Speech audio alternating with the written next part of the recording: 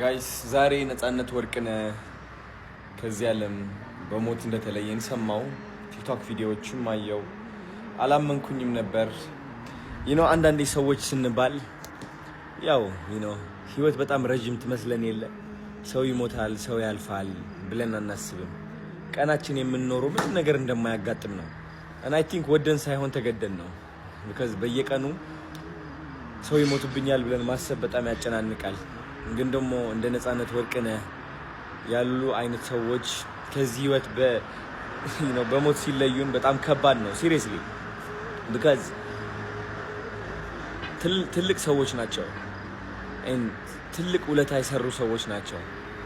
የኛ ችግር ግን ውለታቸው የሚገባን በሞት ሲለዩን ነው። and I think ውስጤ ጸጸት ትንሽ ተሰማኝ።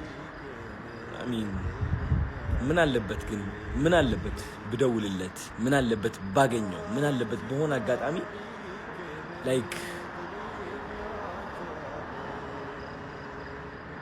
አያችሁ ሰዎች ስንባል ሰልፊሽ ነው፣ ኬርለስ ምንም ግድ የለንም ለሌላ ሰው። ታውቃላችሁ ወደን እኮ አይደለም because እኛም ህይወት እየኖርናት ነው። ሁላችንም እየኖርን ነው ህይወት የየራሳችን እና እኔ ምንም ማለት አልችልም። ማለት የምችለው ለነፃነት ወርቅነህ ቤተሰቦች መጽናናትን እመኛለሁ። ስሜቱ ምን እንደሆነ ሊገባኝ አይችልም፣ ግን መጽናናትን እመኛለሁ። ብርታቱን ይስጣችሁ፣ ጥንካሬውን ይስጣችሁ።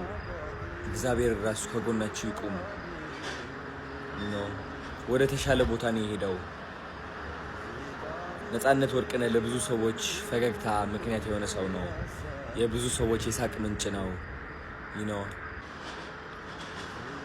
አሞት እያለ ማስታወሳለሁ እየሰራ ነበር እና ጠንካራ ታታሪ ሰው ነበር።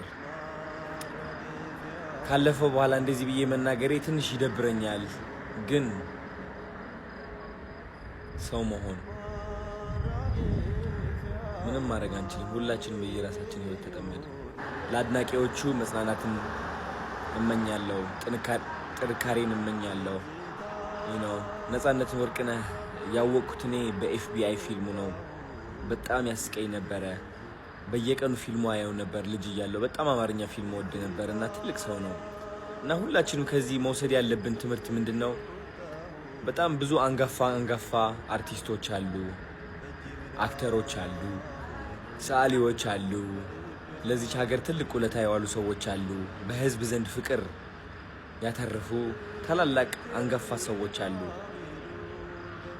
አሁን እኛ መማር ያለብን እነዚህ ሰዎች ከኛ ሲነጠሉ ሲለዩ ሳይሆን እነሱን እያስታወስን ማመስገን ያለብን አይ ቲንክ በህይወት እያሉ ማመስገን ይኖርብናል ብዬ አስባለሁና እወዳለሁ። ነፃነት ወርቅነህ ይቅርታ አድርግልኝ፣ ቀድሜ ስላላስታወስኩ ይቅርታ አድርግልኝ። እወዳለሁ።